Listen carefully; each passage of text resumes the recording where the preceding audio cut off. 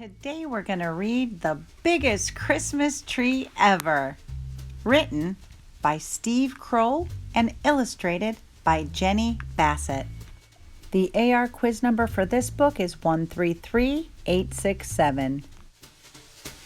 Once there were two mice who fell in love with the same Christmas tree, but you had to see it to believe it.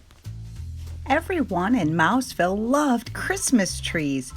Every Christmas, families all over town put up the biggest, most beautiful tree they could find. But first came Thanksgiving. The day before the celebration, Clayton, the house mouse, took a walk around Mouseville. He knew he should be thinking about giving thanks, but the chill in the air reminded him of Christmas. "You know what?"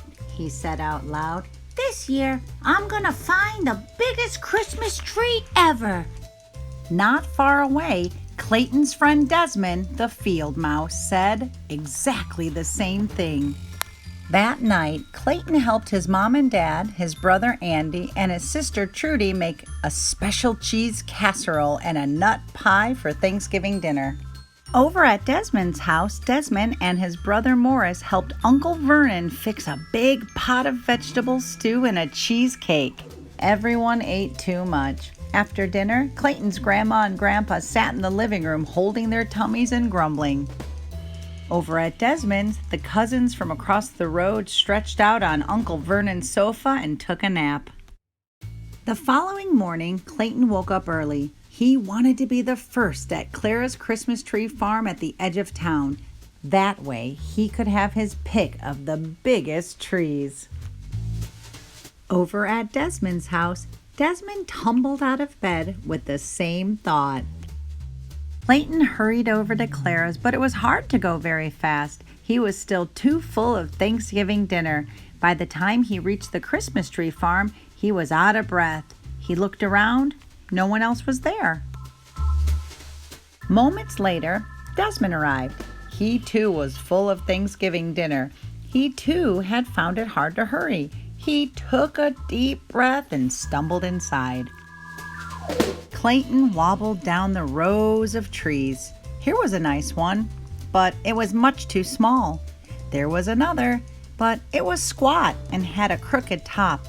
Over there was a third, but it was average height and had big gaps between the branches. Struggling down another row, Desmond was having the same problems. Clayton leaned against a tree. It was scrawny and not very tall. "I'll never find a tree I want," he said.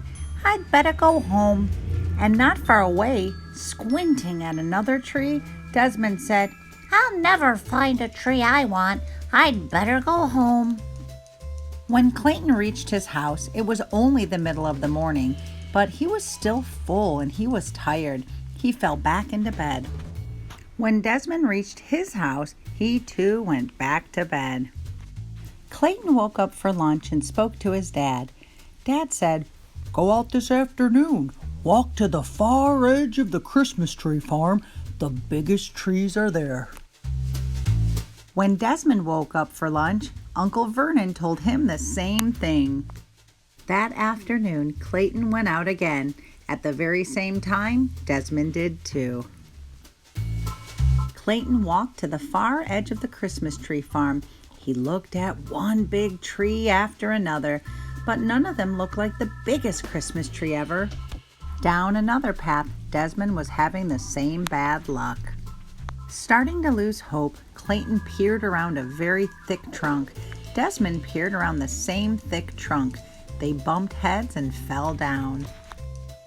"I bet you're looking for the biggest Christmas tree ever," said Clayton. "I bet you're looking for the biggest Christmas tree ever," said Desmond. "Why don't we find it together?" said Clayton. "No one said we couldn't," said Desmond. They set out through the rows of trees. They looked and looked until it was almost dark. Just as they were ready to give up, there it was. A Christmas tree so big and so tall, it reached the sky. "How will we cut it down?" Clayton asked. "It's much too big for the two of us."